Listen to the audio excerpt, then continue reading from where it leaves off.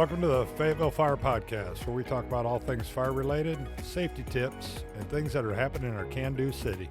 I'm Don Cheetah, Captain Community Risk Reduction, Fayetteville Fire Department. And I'm firefighter Dimitri Owens, Fire and Life Safety Educator, your host for our podcast. We'd like to thank everybody for joining us. Today we're going to be talking about firefighter health. But before that, did you know last year that there were 151 reported fire deaths in the state of North Carolina? Of these fire deaths, 40% of the houses did not have a working smoke alarm. We're going to talk about that more later in our safety tip of the month. So let's talk about firefighter health. Today joining us is Assistant Chief Adam Ferguson and Battalion Chief Michael Autry. Welcome, gentlemen. Thank you for joining us, gentlemen. Glad to be here. You know, everybody knows in the fire service to be a firefighter, one of the important things is our physical health. It's a very strenuous job, you know. We got to be strong, good shape, good cardio. But nobody really talks about the mental aspect, the cancer aspect. So that's why we got you gentlemen here today. Let's talk about the mental, the cancer, the other things that we don't necessarily talk about, and we should be. So, statistically, suicide rate is higher than actual line of duty deaths when it comes to first responders. Looking at last year, we had 80 reported suicides nationwide versus 79 line of duty deaths. And of those 80 reported, we're estimating about 60% of those were actually reported. Wow, that's a lot. And, it's a big thing now in the military with the 22 and everything, but we really haven't addressed it in the fire service that like we should have, or emergency services in general. Yeah, there's a stamina that goes along with counseling and, the whole mental health aspect. People just, say, hey, this is the kind of work we do, no need to talk about it. We've tried to change that atmosphere a lot. Hey, it's okay to talk, have an open environment. If it's bothering you, talk to somebody, talk to your peers. Yeah, and that's the thing, right? The machoism. I would say it's been a big culture change because for the longest time you were told, hey, you got to be okay. And now we're teaching people and telling everybody it's okay to not be okay. Yeah, because, a bunch of us here got a few years under our belt, and it was, suck it up and drive on, right? You'll be all right. But so what are some of the things that Fayetteville's doing? What are some initiatives we've taken to help this? So, besides our employee assistance program, our behavioral health or health advocate, in which, we provide the numbers for that anyone can ask for, we also do our Fayetteville Fire Department has a peer support team founded back in 2015. We also have our chaplains corps, but peer support was just a group of us that got together and said, hey, people are not always comfortable talking to a counselor or even a chaplain at times. So, hey, how about let's come up with something. Chief challenged us with finding some training. We found some training. And moving forward, we've developed into a dozen or more peer supporters within the department, in which are on call 24/7 most of the time if someone needs them. We hear bad calls sometimes. We'll reach out, or we ask them to reach out to us if they need anything. There's also something in place for firefighters who or crews who have witnessed something that may have affected them once they get back from that call, correct? Yeah. So, historically we do what's called a critical incident stress debriefing. We have what's called a defusing, which is a little less formal, but debriefings, we can bring in health professionals from the community, EMS, we bring in dispatchers, law enforcement, and basically debriefing comes down to putting a group together. They may not know what you have done on the call. They may be missing a place. Somebody's having this disconnect. I don't understand what happened here. So we'll talk about how they feel or what happened during a call a little bit, not within detail, not to critique a call itself, but to talk about, hey, I didn't know you were in this room doing this at the time. That explains, this gives me the answer I was looking for, because a lot of times people will leave the day and not understand what was going on during the whole event, what each individual would be doing, and it's helped answer a lot of questions for people when we do that. I've been a part of several of the CISDs throughout my career, and it's one of those things that it's usually organized and put together by folks who have been through things like that. And sometimes it's good just to get together with the crews that experience those with people from the outside to, have a fresh set of eyes on it and to talk about it. And it does help at times to get some of that stress out, the things that you saw, to talk about it, to help you feel okay about it, even when you don't necessarily feel okay about it. One of the big challenges, I think, though, is the critical incident stress GBs are great, and the peer support team is doing great things. But you got that fireman out there that's seen one of the worst things he's seen in his life. And here comes, no offense, but here comes Chief Autry and a couple of guys, and I don't really know him. Hey, I'm good. There's another aspect out of that that's really not official, but we have company officers at all of our stations. And I think in today's time, they're having to become more aware of these types of issues and learning that they're getting new firefighters who have never seen things like this. They've never experienced stuff like this. And we do talk to them at times to tell them, hey, these are some of the things that you can look for and help them to, see what's going on. Who better to have a pulse on what's going on in their station than the company officer? It's really easy for them to be close to their guys and comfortable and just check on them. And if they do need to go a step further, then they can reach out to Chief Autry or other members of the peer support team or even the chaplain's corps. I think first and foremost, our responders, they're part of us. We need to know who they are. We need to know everybody at the station, company officers, battalion chiefs. Battalion chiefs' responsibilities, multiple stations. If they're having a rapport with folks ahead of the bad call, then most of the time, if there's something going on, these officers, they'll talk to them. If the first time you see me is in official capacity, people are kind of reluctant to talk. So we try to foster this open conversation before a call ever happens to say, hey, I feel comfortable talking to this person, because most of the time I call it bridging the gap. You go to a bad call and you've been telling me about how you enjoy fishing or you like to play baseball, and all of a sudden you're sitting around not sleeping, which is a key thing. If you're not sleeping, that causes issues. You're not sleeping, all of a sudden, I said, what did you do yesterday? Well, I just sat around home miserable all day. Well, what would you have been doing on a normal day? Well, I'd probably been fishing. Well, how about going fishing tomorrow? Yeah. Get back into what life is normal. One thing that we do know is bad things happen to everybody. We seem to catch a lot of that. Someone dials 911, we know it's their worst day. So we need to understand that it's by design, that's what we do. However, we also need to remember that, hey, we've got to get on with our lives, and what we need to peer support helps bridge some of those gaps sometimes by just conversations. We're not counselors. We maybe just say, hey, let's find a routine that's normal and healthy. All right. And I can speak to that personally, Chief. And where you saying you need to know your guys, somebody may have kids such as myself, and a call may affect them differently than it would one of the other crew members that doesn't have children, especially if you were running a call with children that are close to your crew that are close to your child's own age. My captain asked me if I was okay with a call before, just to check on me, knowing my background, and it really helps to know who's on your crew and know your guys and have that open line of communication. Yeah, just that simple exchange between you and your captain, knowing that he asked about you just to check on you, probably made you feel a world better. Yeah, definitely. And it all goes back to the family at the firehouse. If you got that interaction and you know your people, whether you're a captain knowing a fireman or firemen know the fireman, a lieutenant, whatever, we always put the captain up top, but it's also the firemen and lieutenants recognizing the character changes in their leadership. Yeah, this can come from anybody. Yeah. Yeah, firehouse is very much like the family, being, we laugh. Some of our most important decisions of the day are what's for dinner, but also some of our most important conversations, just like with any family, are around the dinner table. So, as firefighters all the way up the rank, if you get that opportunity to sit down at the dinner table, you usually can tell if something's bugging someone. You can, you get to know them.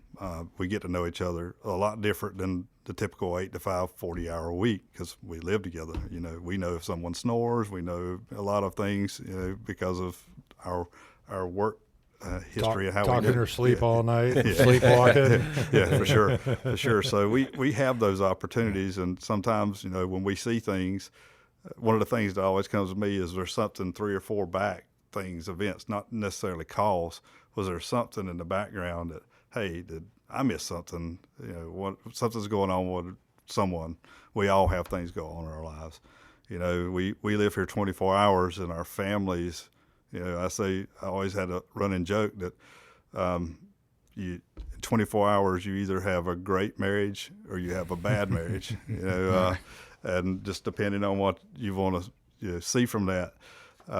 And, you know, very thankful I've been married the entire time I'm here to the same person. So, Phenomenally. Yeah. So, but those things happen. They're stress. You know, we go on bad calls. I have 3 sons. All 3 sons know my quirks.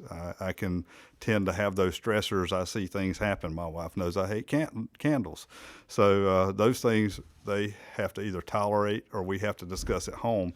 But sometimes they come back to the fire station. One of the promises of the company officers that I will never let my family business interfere with work. We know that's wrong. We know that you have a family, that you have things that are going to go on. I know that, you know, firefighter Owens has 4 children. I know that he has times that are going to be challenging. We need, that's a key part of our mental health, is that we understand each other. We're all from different backgrounds. So. And we talked about the bad call leading up and knowing our people for the bad call, but even before we get to the bad call, just knowing your people, so if they had a bad day before they come into work. I mean, because, you know, we're 24 hours at work, 24 hours off, another 24 hours at work, and that can be real stressful on a family. So, you know, you might not have had bad call months, but just noticing them behavioral changes, maybe something's going on. Chief Hotch, you reminded me of a time there at Station 14. We had a guy, I think he had something going on at home, and the lieutenant was ranting about it and said, "You got to leave that stuff at the door when you come to work." And we both looked at him and said, "You of all people ain't ever left anything at home when you come to work." Yeah, it goes both ways, because we does. got 2 families. We got our fire family, and That's correct. And you can't check it at the door. You've got to communicate both ways. Bottling it up going out, going home is going to affect your home life. Bottling it up coming into work is going to affect your work life. Absolutely. You got to learn how to work with it. And I like what you said about the dinner table. I know as we've gotten younger as a department, newer age, people with different diets and everything, the whole eating together, making big meals is kind of something that's fell by the wayside in a traditional fire service. But I know one thing when I was a captain that I really wanted was, hey, I don't care. You can eat whatever you want. I don't care. But let's all sit at dinner table together, because that's really when we get time to just talk. And there's stations that successfully do that. I had one when I was still a battalion chief that did that exact thing. We had several folks on their own diets, but they always made sure that they come together at the table and ate together. And I think that makes a huge difference. If you see a company that eats together, they're worlds above everybody else. Builds that camaraderie. Yep. Yeah, and have that young fireman that feels like you don't fit in. We even fixed Chief Ferguson green beans. Yeah. One of my favorites.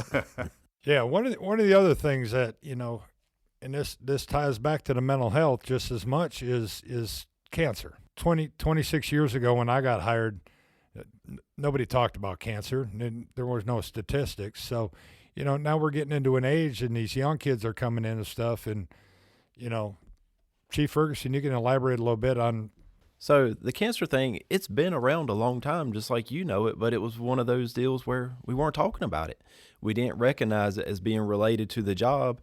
And then when we started to recognize it as being related to the job, the more research that was done, the more they realized, oh, wow, this is big. And then it got to where you couldn't open up a magazine, you couldn't read an online article about firefighting without them talking about cancer and firefighters. And we were being affected by it in our own department before we even realized that there was an issue. So if you go back to just in the time that I've been here, 2007, 2009, 11, 13, 17, and then 22 most recently, we've lost firefighters to cancer that were actually active on the department. And that's not even counting the ones that's, was here before that and then's retired. So it's absolutely affecting the fire service, and it's affected us. And 7, 9, 11, 2007, 2009, 2011, and those that passed, it was, they got cancer. Yeah. Some people get cancer, they got cancer. But talk about some of the research that's gone on that's kind of brought this to light. So when I first got involved in this and first started looking at the firefighter cancer thing, you could just do a quick Google search, open any magazine, and read about it. And there is hundreds, if not thousands, of studies out there linking firefighters to cancer now. And it doesn't matter which one you read, they're all saying the same thing, that firefighters have a much greater risk of cancer than the general public does. They all point to that, and specifically certain types of cancer. Yeah, what types of cancer? I was going to ask you, is it just any cancer you get, or there's no? Certain... So obviously your overall cancer risk is much greater, but we do have some that top the list, including testicular, mesothelioma, multiple myeloma, non-Hodgkin's lymphoma, skin cancer, malignant melanoma, brain cancer, prostate cancer, colon cancer, and leukemia. Those are just some of the ones that top the list. Wow, that's a pretty good size list. It's a lot. And in this research, have they identified why firemen are getting these certain types more often than the general population? So basically, if you look at it, and there's several different avenues of this, but in some of the research that we had done and then pointing some things together, so firefighters tend to get exposed to stuff greater in certain areas. And if you're looking at a firefighter that's wearing all their current turnout gear, their air pack and everything, you would think that it protects you from everything. And it does, fire-wise. But then you get the smoke and the particulates that are making its way through certain parts of your gear. And it just so happens that through a particulate penetration study that was done several years ago in a firefighter wearing all their current gear, if you looked at the millions of ultraviolet particles that were inside the sealed container with a firefighter in their gear, they were basically making it up their pants and collecting on their body around their waist and groin area. They're actually making it up under their coat and collecting up around their armpits and their waist and their chest. And then where the firefighter's hood goes around between their mask and their neck and coat area, that was another hot spot that a lot of the stuff was gathering up on, the particulates that can be cancerous. So does anybody know where the most absorbent parts of your body are?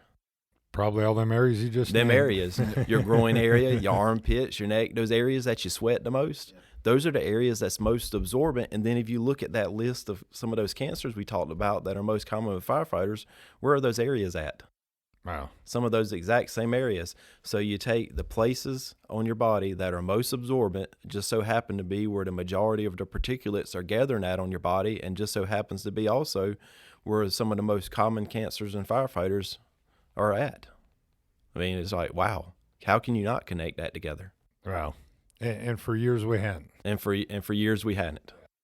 So talk about some of the things that what we done as an organization to help this. So Fayetteville, if you go back about a decade, we started trying to do some things, and we had what I called several failures to launch. We had some initiatives, we put out some information, but I wouldn't say we ever had a culture change. Nothing really grabbed a hold, and nothing really changed until about the 2016, and then really actually 2017 is where it really took off.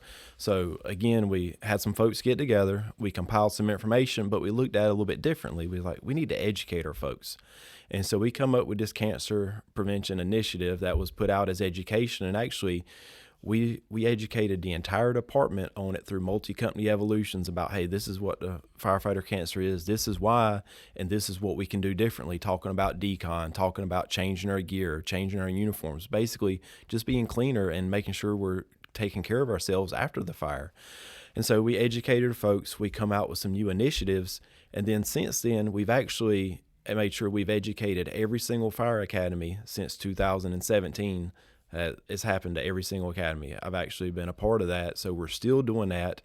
In 2019, we were actually able to get 300 sets of turnout gear all at once to make sure that every single firefighter had a second set of turnout gear.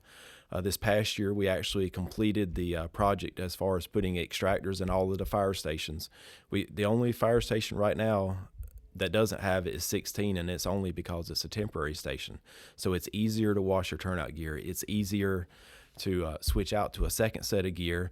We're making sure that our folks are able to decon while they're on the scene to reduce those particulates and the carcinogens that are on their bodies. And we're educated to folks. They go back, they take showers.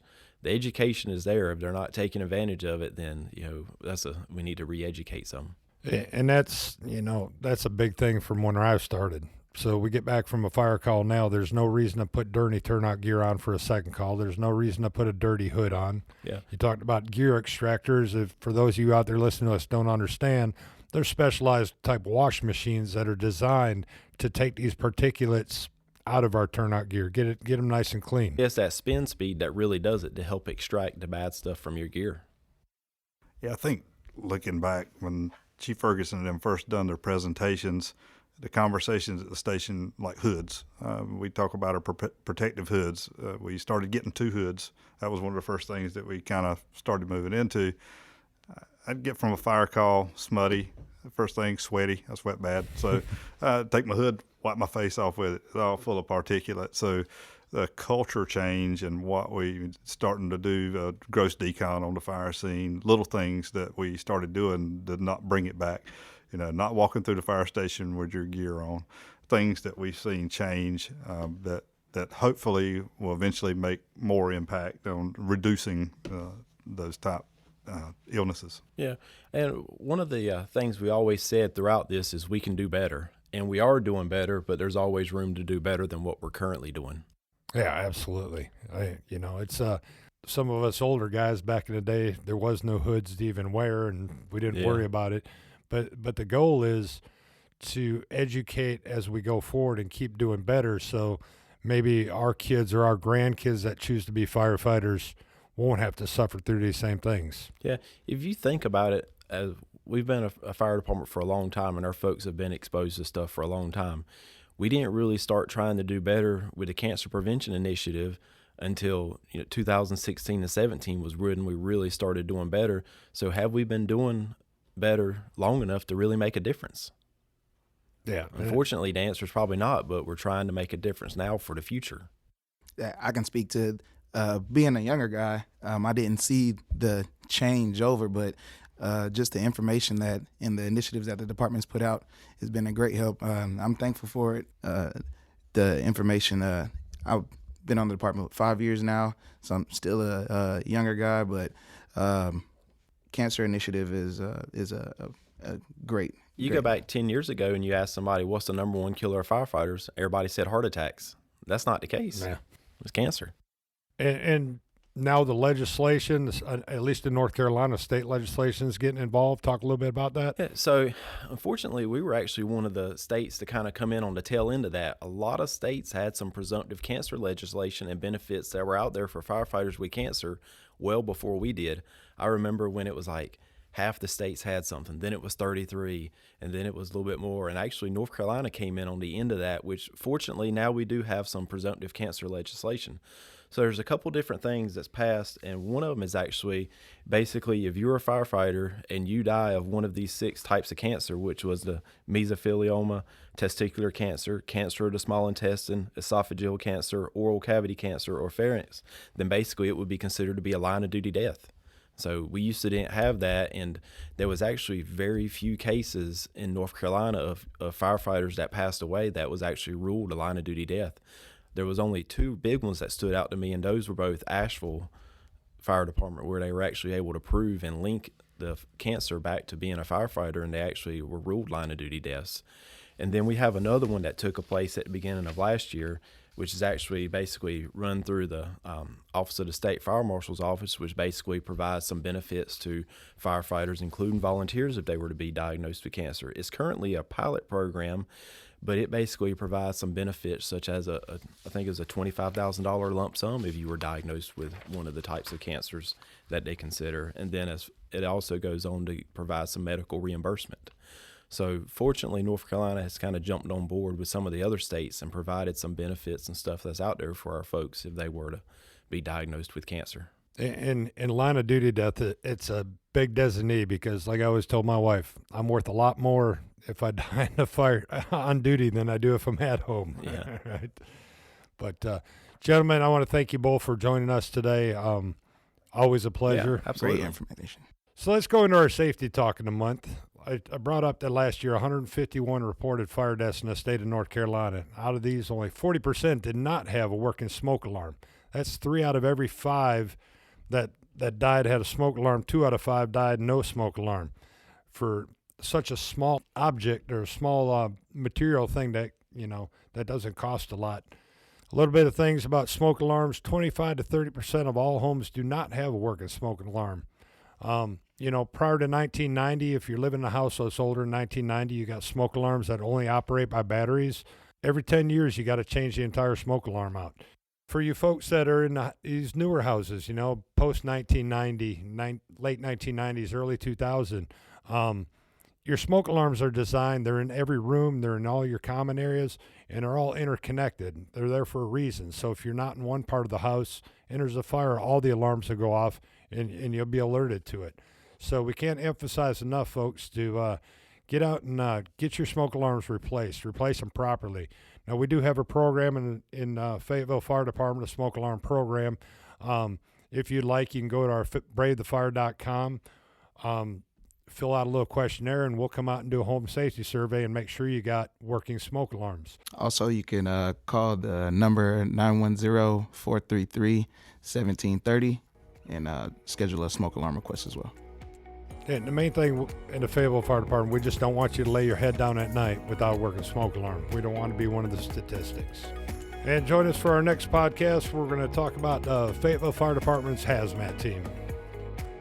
Thank you for joining us on the Fayetteville Fire Podcast. Be sure to subscribe to Radio Fayetteville on our favorite streaming platforms to listen to all of our podcasts.